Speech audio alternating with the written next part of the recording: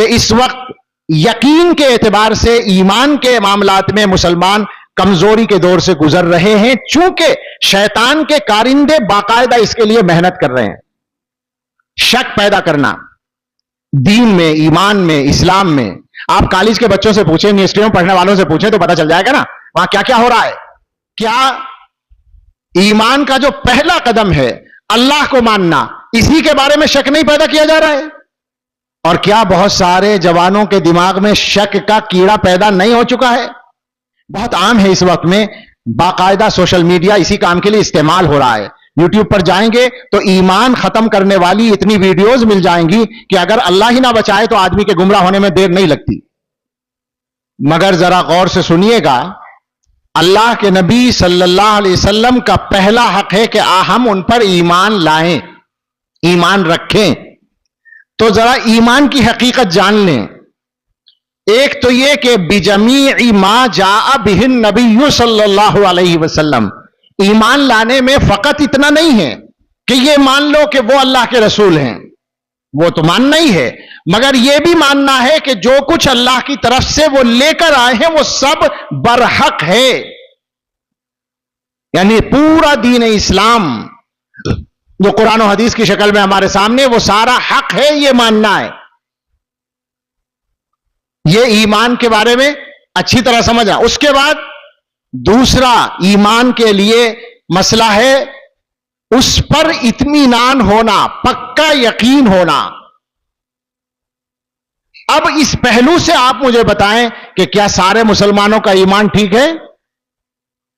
پکے یقین والی بات ہو رہی ہے۔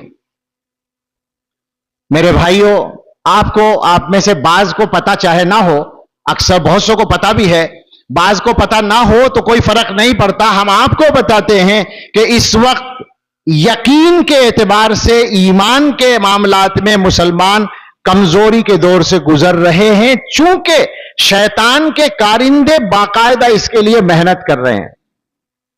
شک پیدا کرنا دین میں، ایمان میں، اسلام میں۔ آپ کالج کے بچوں سے پوچھیں، یونیورسٹیوں میں پڑھنے والوں سے پوچھیں تو پتہ چل جائے گا نا وہاں کیا کیا ہو رہا ہے۔ کیا ایمان کا جو پہلا قدم ہے اللہ کو ماننا، اسی کے بارے میں شک نہیں پیدا کیا جا رہا ہے؟ اور کیا بہت سارے جوانوں کے دماغ میں شک کا کیڑا پیدا نہیں ہو چکا ہے؟ کہیں بھی بات کریں، ابھی پرسوں کی بات ہے غالباً، میں مراد آباد میں ایک مختصر سے مجمع میں، وہ مجمع اتنا مختصر تھا کہ اسٹیج کے مجمع سے آدھا، ماشاءاللہ ہمارے اسٹیج پر تو بہت بڑا مجمع ہے علماء کا، اس سے بھی آدھا یعنی 15-20 آدمی تھے، 25 ہوں گے۔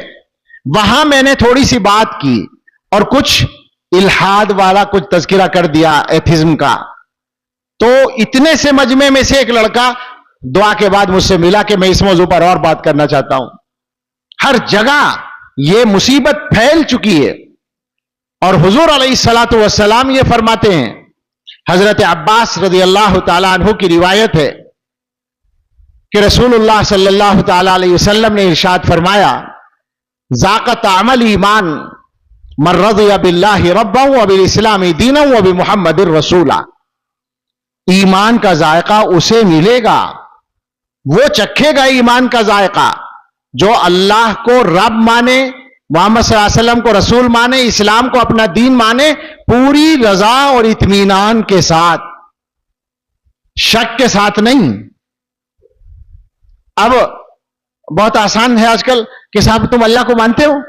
ہاں جی مانتے ہیں۔ دیکھا ہے کبھی اللہ کو؟ کہ نہیں دیکھا تو نہیں ہے، پھر کیوں مانتے ہو؟ جس چیز کو دیکھا نہیں اس کو کیوں مانتے ہو؟ یہ بہت مشہور دلیل ہے ملحدوں کی، حالانکہ بہت آسان ہے اس کی غلطی کو سمجھنا۔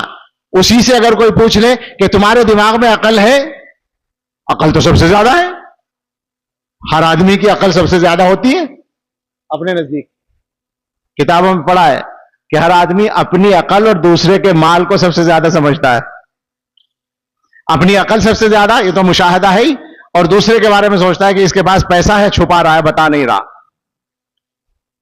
عقل تو بہت ہے۔ اب کوئی پوچھے کہ تمہارے پاس عقل ہے؟ ہاں ہے۔ دیکھا ہے کبھی عقل کو؟ نہیں دیکھا، تو کیوں مانتے ہو؟ کیسے مانتے ہو کہ تمہارے پاس عقل ہے؟ اللہ کو ماننے کے لیے دیکھنا ضروری ہے, عقل کو ماننے کے لیے دیکھنا ضروری نہیں. عجیب بات ہے, کیسے ہو جائے گا یہ؟